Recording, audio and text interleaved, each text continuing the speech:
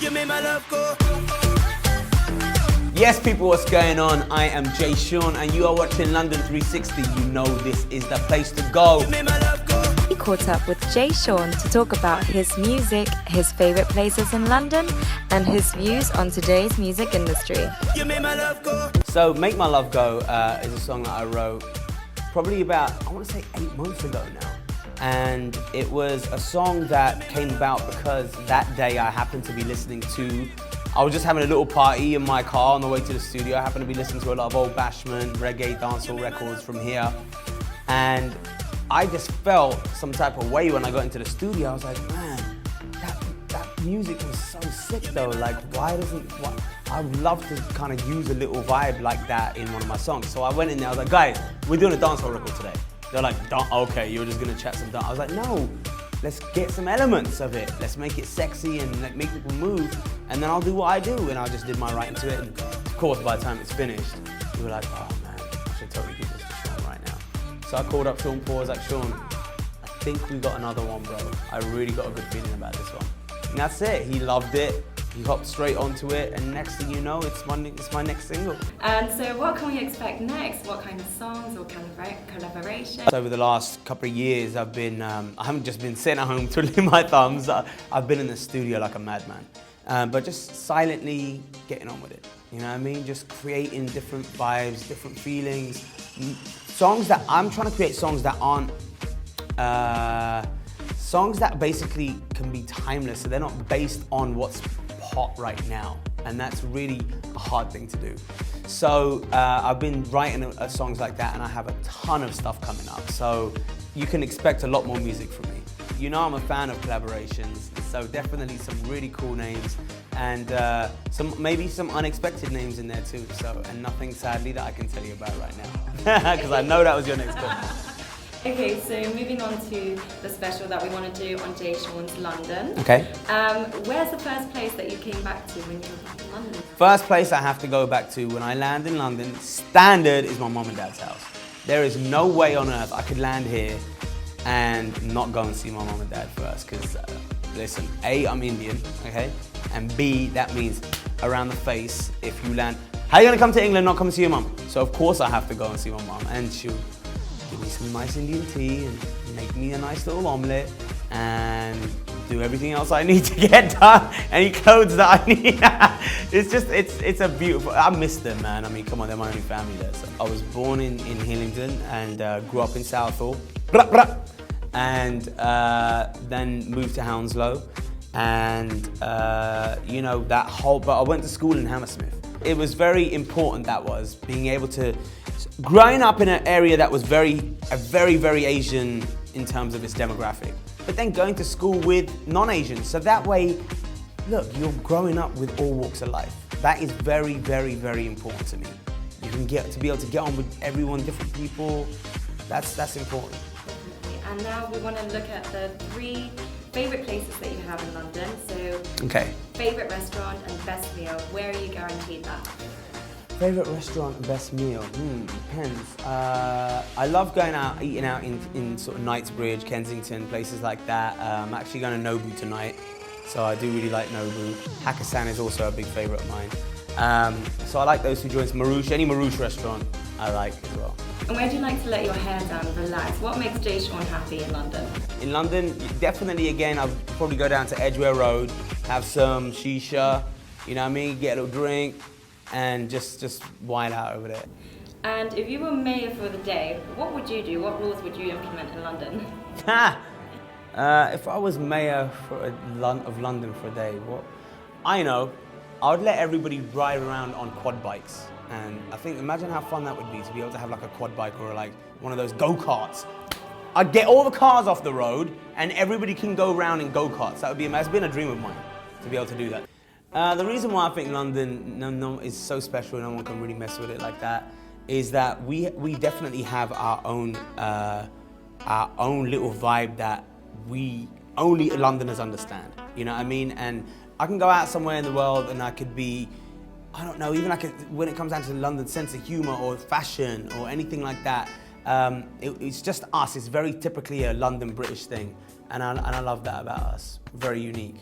I'm so proud every time I see a brown face do something in music right now. And, you know, not because I'm trying to like, you know, not on a racial thing, but more just a case of I know how hard it was for me to try to break down a few stereotypes and all those, you know, things that held me back from just being an artist. We are in a day and age now where I think people look past a lot of that. They don't, it's not, everybody knows what Asians are like, we know, and now we know Asians do more than just studying hard, and we know Asians can go out on dates without having to get married to them. We know all of these things. We know Asians can be funny. We know Asians can, you know, Russell Peters, all these people, Aziz Ansari. We've seen a lot of people come forward. And we know that Asians can sing and produce music. They've seen me do it, they've seen Zayn Malik do it, they've seen Naughty Boy do it, they've seen Rishi Rich. We all have had a lot of commercial success. So every time I see them doing it, it just makes me proud, it makes me happy. The same way that Asians feel proud of me when I first came up is the pride I feel for people like Zayn. You know, I've been asked so many times, why aren't there more Asian female artists in the music industry, in the mainstream music industry? And I don't think there is any one answer. You can't say because they're not good looking enough. That's not true. Sonorele is gorgeous. It's not because they can't sing.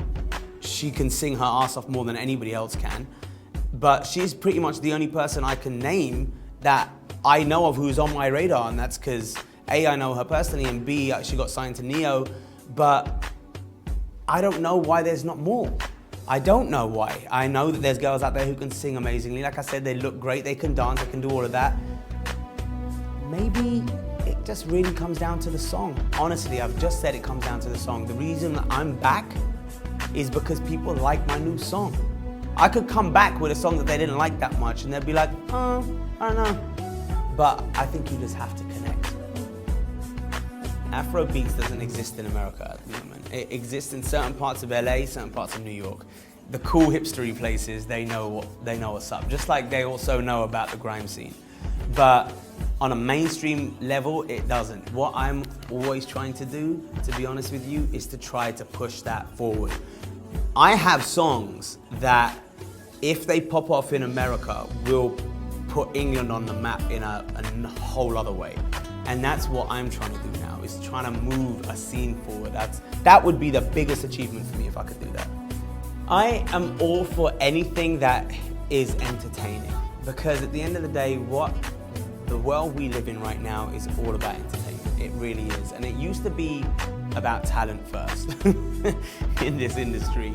But it's not so much that now, because like I said, okay, if we've got 100 great singers, what sets them all apart? If there's some reason that they really like this particular one because he or she is quirky, or they've got a good fashion sense, or because they do this and they bring this culture into their thing, great, I'm all for it. I'm all for expression. That's it. Whatever, if you can pull that off, and that's really you, good luck to you. When I was 14, 15 years old, I started off as a rapper and I was hustling. And people were like, there is no scene, man, as a rapper. What are you talking about? There was Black Twang, there was Phoebe One, there was Funky DL. There weren't hardly any acts. It didn't exist. And now, all of a sudden, we've got a whole scene. It's amazing, it's incredible. And the thing about that scene, they're not trying to be like Drake. They're not trying to be like Future. They're not trying to be, they might listen to all of that. They do their own thing. That's why it exists, and that's why it's working. Because they stay true to themselves, and that's it. And that is what I love about it. As a songwriter yourself, how big of a role do you feel lyrics and their content play in creating a mainstream hit? Okay, good question. I can tell you Michael Jackson is a perfect example. Can anybody tell me what he says in, I don't know, what was that song? Don't stop till you get enough. Don't stop till you get enough, people. When I first start, don't stop till you get enough, people. Nobody knows. They don't know. He's just a vibe. He's just singing. It's a vibe. Nobody really knows what he's saying. Nobody knows what Future's saying ever. Nobody knows what Young Thug is saying ever. You know what I mean? And until I covered Work, none of my friends knew what Rihanna was saying either. But I heard Work, and immediately I was like, that's smash. I just knew it, because it's a vibe. And also it depends on the kind of song. All of those people, all of those songs, what are they? They're not ballads. They're not songs you want to listen to and pay attention to the lyrics. They're songs you dance to. So when you're in a club and you're drunk and the music's coming on, you're moving. You ain't going, oh my God, what a husband, oh, did you hear what he said? You're not thinking like that. You're like, hey, yeah, let's go, boom, boom, and that's it. It's just fun, and you're going with a vibe. So in those kind of songs, I don't think lyrics matter. I've written songs with the most generic lyrics in the world, but I did that intentionally because I knew that song didn't need a deep sentiment. It just meant that people want to sing something and have fun. Then I write other songs which are deep sentiments and ballads that will make you cry if you listen to the lyrics. That's when it's important. You know, I think there's no compliment bigger than when a fan will come up to me and literally will hug me and they start crying because they're like, I didn't ever think I was gonna meet you, but your song got me through a very hard part in my life. And that is really the most touching thing ever. To know that words that I wrote resonated with somebody who maybe wouldn't have got through a difficult moment in their time had they not played my song over and over again. I don't even know how to describe that feeling to you. I don't even know how it feels. Just to know that you've touched someone on that level is incredible. It's happened a number of times. It happened just recently. A person DM'd me on Twitter. No, he didn't DM me. Tweeted at me, very long essay about how he couldn't cope with life and my song just got him through it. I DM'd him back a personal message to say, you know, a little something, whatever I said to him, just to, you're good, you got a friend in me if you know what I mean? And God knows what that might have meant to him, but you know, if somebody did that for me, I'd appreciate it, you know what I mean? And that's what I think is the power of music. Could you tell us an example of a song or artist who helps you through perhaps difficult times or happy moments? Yeah, Ludacris, Move Bitch, Get Out the Way. It's a classic.